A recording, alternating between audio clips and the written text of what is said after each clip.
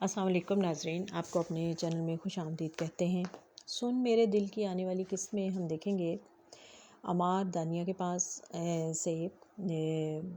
ہمشہ کے پاس آتا ہے اور اس کو کہتا ہے کہ میں دانیہ سے محبت نہیں کرتا۔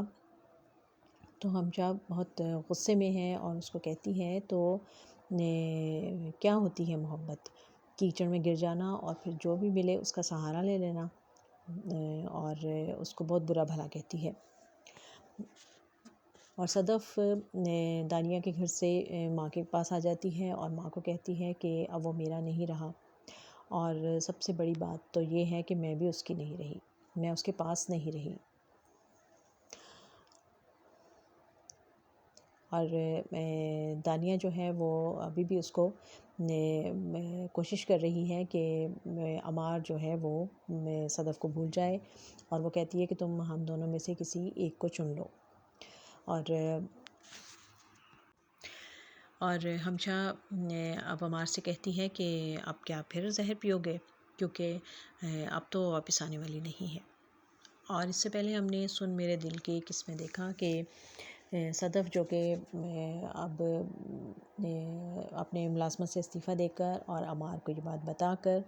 واپس گھر آ گئی تھی، اور اسے بھی کہہ کر آئی تھی کہ تم گھر آ جانا، اور لیکن وہ انتظار کرتی رہتی ہے اس کا، وہ نہیں آتا۔ تو وہ خود پہنچ جاتی ہے دانیہ کے گھر، اور جب وہاں پر وہ جا کر دیکھتی ہے کہ وہاں دانیہ اس کو کھانا کھلا رہی ہے، بچوں کی طرح اس سے ٹریٹ کر رہی ہے، اور وہ بہت غصے میں ہوتی ہے، اور وہ آ کے اس کو بالوں سے پکڑ کے اس کو کھڑا کر دیتی ہے اپنے مقابل، اور اس کو ایک تھپڑ لگاتی ہے، جس پہ عمار بیچ میں آ جاتا ہے ان دونوں کو چھڑانے کے لیے، لیکن دانیہ جو ہے وہ بھی جوابی ایک تھپڑ مار دیتی ہے اس کو۔ اور صدف عمار سے کہتی ہے کہ جب تم مجھ سے کوئی برا سلوک کرتے ہو تو میں روتی نہیں تھی، کیونکہ مجھے میں ڈر جاتی تھی اس بات پہ کہ اگر میں روئی تو تم میرے آنسوؤں میں بہہ جاؤ گے، تو لیکن آج تم ڈوب گئے ہو، اور پھر وہاں سے چلی آتی ہے۔ اور اس کے بعد پھر دانیہ جو کہ بہت غصے میں ہے اور ایک گلاس کھینچ کر مارتی ہے صدف کے پیچھے، اور عمار اس کو روکتا ہے یہ حرکتیں کرنے سے، اور پھر وہ عمار سے کہتی ہے کہ اب تمہیں فیصلہ کرنا ہوگا، ہم دونوں میں سے کسی ایک کا فیصلہ کرنا ہوگا تمہیں۔ اور اس کے بعد ہمشہ کا بھی دکھایا جاتا ہے کہ جو بلال عبداللہ ہے وہ ہمشہ کو بلاتا ہے، اور وہ جب وہاں پہنچتی ہے تو وہ بڑی حیران ہوتی ہے یہ دیکھ کے کہ وہ بیٹھ کر شراب پی رہا ہے، تو اسے کہتی ہے کہ آپ نے تو پینا چھوڑ دیا تھا، تو وہ کہتا ہے کہ اب جب وہ قسم ہی باقی نہیں رہی تو اب کیا فائدہ، تو اس لیے میں دوبارہ سے پی رہا ہوں، کیونکہ وہ بہت دکھی ہے، اور اس کو جب اندازہ ہوتا ہے کہ صدف اور عمار جو ہیں وہ آپس میں خوش نہیں ہیں اور ان کی زندگی میں مسائل چل رہے ہیں، تو وہ صدف کے لیے بہت زیادہ پریشان ہوتا ہے، اور پھر اس کو پچھتاوا بھی ہوتا ہے، اس کو دکھ بھی ہوتا ہے کہ اسے ٹھکرا کے صدف نے چن لیا تھا عمار کو۔ اور ہمشہ کو وہ پوچھتا ہے کہ کیا تم نے کبھی محبت کی ہے، تو وہ کہتی ہے کہ کی ہے، تو وہ اسے بھی پوچھتا ہے کہ وہ کیا وہ کون ہے وہ، اور جب وہ اس کو بہت زیادہ تو وہ کہتی ہے کہ بعض لوگ تو ہوتے ہیں کہ جو اپنے آپ کو بیچ کر اپنی محبت بعض لوگوں کے پاس اتنا پیسہ ہوتا ہے کہ وہ اپنی محبت خرید لیتے ہیں، لیکن میں تو اگر اپنے آپ کو بیچ بھی دوں گی تو نہیں خرید سکوں گی۔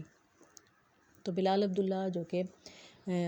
اس کو ہے کہ میرے پاس تو سب کچھ ہے، اتنا پیسہ ہے، تو اسے کہتا ہے کہ تم مجھے بتاؤ کہ وہ کون ہے، میں تمہیں دوں گا وہ پیسہ اور تم خریدو اسے، اور جب بار بار زور دیتا ہے تو وہ جواب میں کہہ دیتی ہے کہ بلال عبداللہ، اور وہ حیران ہو کر اس کو دیکھتا رہ جاتا ہے۔ اور